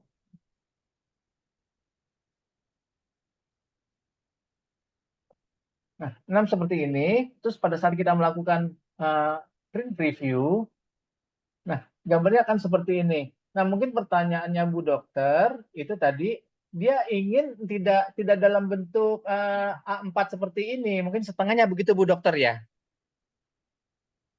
Iya, betul. Oke. Nah, nanti pada saat kita print di sini. Nah, ini sini ada pengaturan size ya. Pengaturan size kita bisa atur sini atau kita mau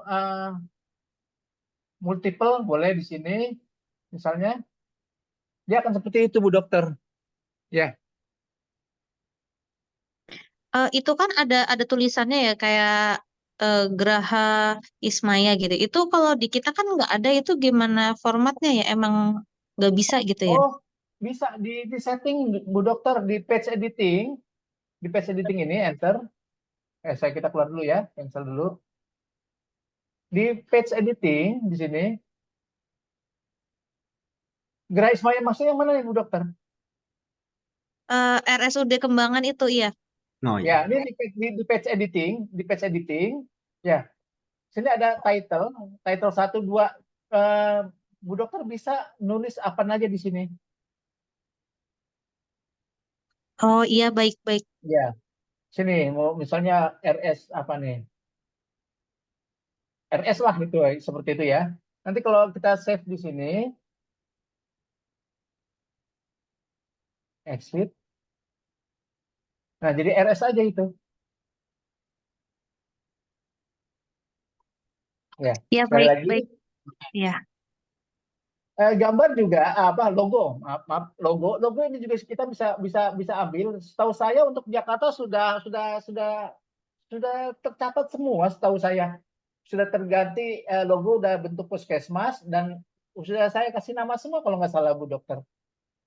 Jadi sini ada kita bisa browse nanti sini logo ini kita ganti ya. Kita browse. Kita ada di mana nih biasanya nih?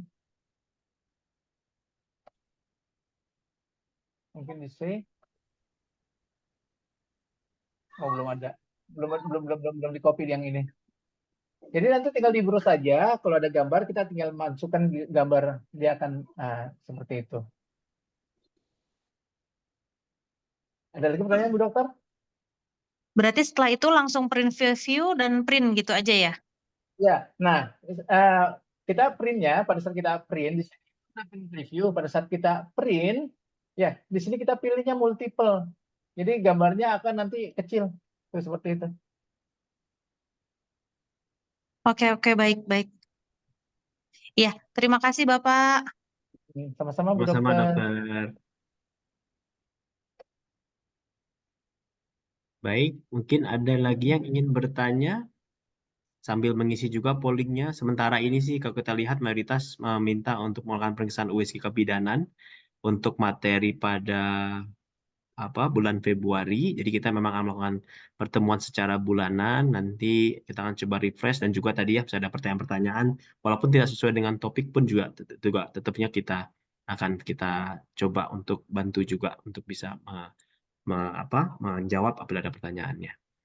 Oke, saya pikir di kolom chat juga tidak ada Pak Roni, jadi mungkin Oh ya, untuk ada tambahan Pak Dokter, memang di boleh. beberapa literasi disebutkan memang kalau yang untuk trimester pertama itu sebaiknya menggunakan emot untuk mengukur DJJ. Mengapa? Karena biasanya yang emot itu powernya itu lebih rendah dibandingkan dengan kita menggunakan Doppler. Tapi untuk alat kita ini, kita bisa atur powernya itu, baik power emot maupun power Dopplernya bisa kita atur. Jadi apabila memang Pak Dokter dan Bu Dokter pada saat di trimester pertama kesulitan untuk mengukur DJJ dengan menggunakan E-mode, nah boleh kita menggunakan power dengan catatan power Dopplernya itu dikurangin. Contoh, misalnya kita PW ya, kita melakukan PW, kita pakai proofnya tentunya proof contact ya. Kita misalnya 1T,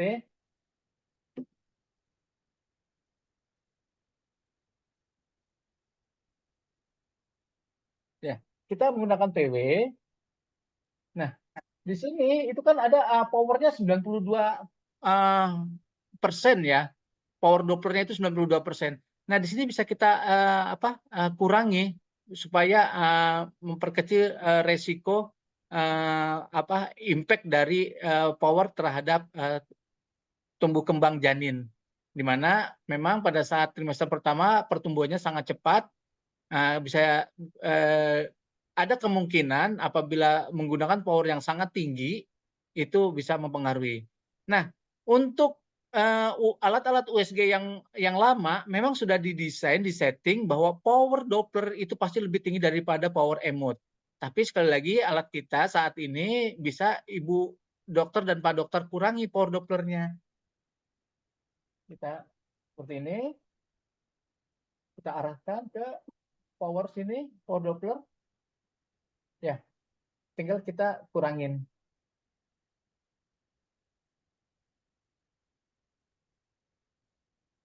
Ya, kita kurangin. Jadi seperti itu Pak Dokter, Bu Dokter ya. Nah, sebaliknya pada saat kita mau emot, dan ternyata gambarnya pun agak sulit, bisa dinaikkan emodenya. Seperti ini sekarang M-gain-nya itu 40 desibel, kita bisa naikkan. Dengan power 98% juga bisa kita kurangin. Seperti itu.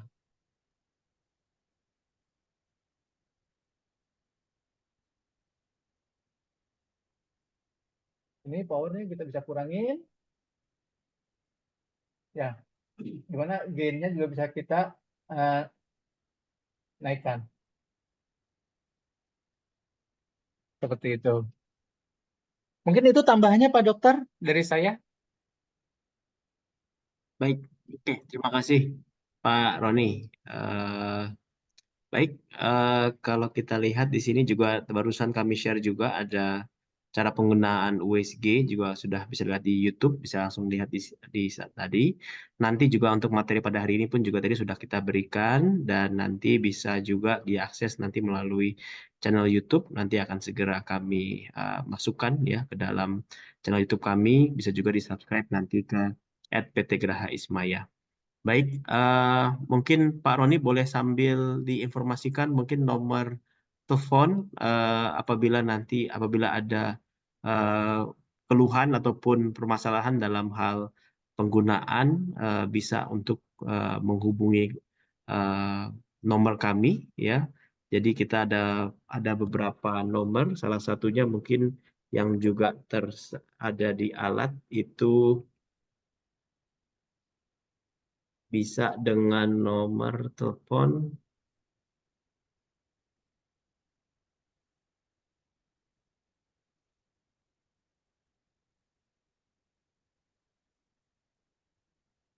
Saya tulis di chat 08. aja. Jauh Ya, di chat ya Pak ya, boleh. ya, ya, saya tulis di chat aja. Mm-mm. 0811 Mm-mm. 1917 033. 033. Ya, seperti itu. Ya, oke, Hotline. makasih. Ya, untuk hotline-nya silakan di WA ke situ, dokter. Nanti akan coba kita akan tindak lanjuti jika misalkan ada permasalahan ataupun pertanyaan terkait penggunaan USG kami. Oke, mungkin eh, dari saya cukup sekian. Terima kasih sekali lagi kami ucapkan kepada Bapak Ibu dokter sekalian yang telah menghadiri training ataupun pertemuan online bulanan berkala pada hari ini. Kami ucapkan terima kasih dan juga permohonan maaf apabila dalam hal pelaksanaan ini mungkin masih ditemukan adanya kekurangan ya ataupun dalam hal apapun yang masih belum sempurna. Akan coba kami lakukan penyempurnaan pada sesi-sesi berikutnya. Kami akhiri dengan baca Alhamdulillahirabbil alamin.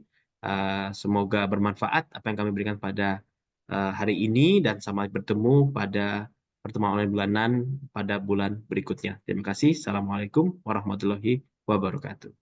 Waalaikumsalam. Waalaikumsalam Terima warahmatullahi kasih dok, wabarakatuh. terima kasih Pak Roni. Sama-sama, Ya. Dok.